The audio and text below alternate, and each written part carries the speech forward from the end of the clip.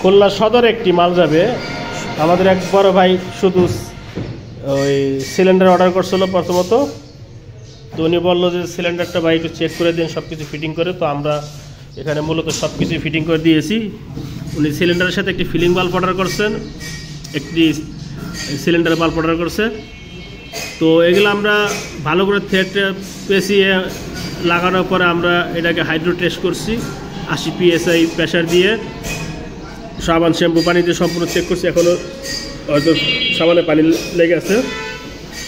তো এই সিলিন্ডারটি হচ্ছে আপনার 3mm 5 litre water capacity, 4.5 litre LPG ঢুকবে এর মধ্যে। এই সিলিন্ডারের সাথে রয়েছে